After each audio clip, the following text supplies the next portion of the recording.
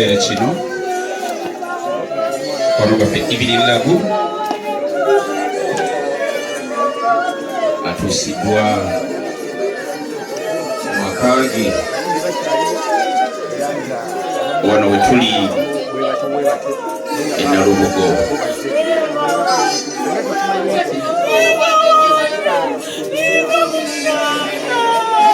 Ekifaananyi kye nnyinza okukuwa wonna wooli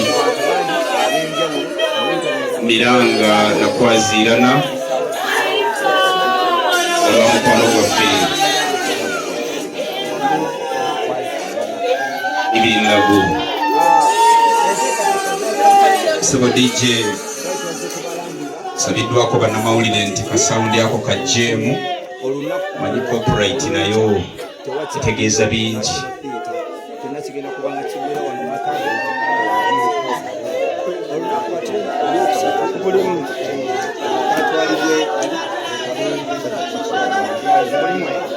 Basabo ne bannyabo ntegeezeddwako olukiiko lutesitesi ne family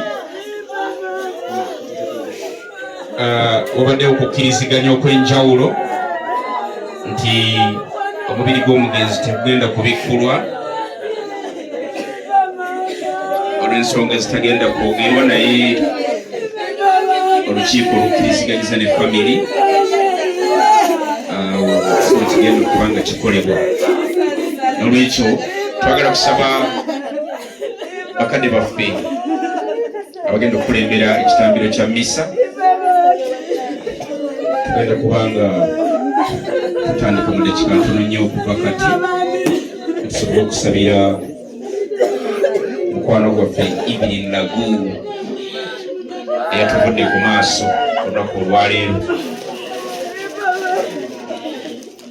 Twagala kwebaza buli alina kyakola era alina kyakoze okulaba nti tutaasa obulamu bwa mukwano gwaffe, naye Omukama bw'ati naaba nga asazeewo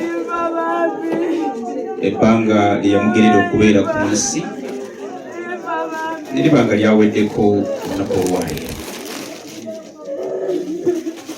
Era tugenda kusaba bakadde baffe bagenda tukulembera, abagenda tukulembera mu misa ndowooza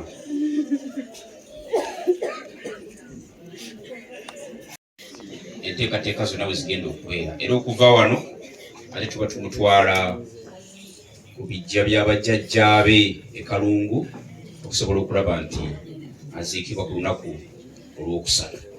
N'olwekyo mukkirize mukadde ffe bosa atubuuliremu ekikati kikuzaako okukola kyemmanyi nti tugenda ndooza kusabira mukwano gwaffe ate tulabe ekiddewo.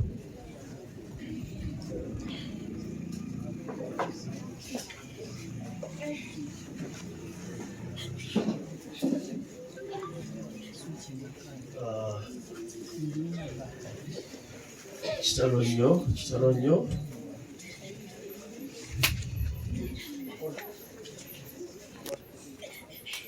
nnyo wasaba ne bannyabo bali okufa tekumanyirika. Natandise okubeera ne Evelyn ono kuba lyafudde ku makyawe ddala ndinaanye nnyo omubiri gwe, naye tekimanyirika bikaseera kijjanga ekipya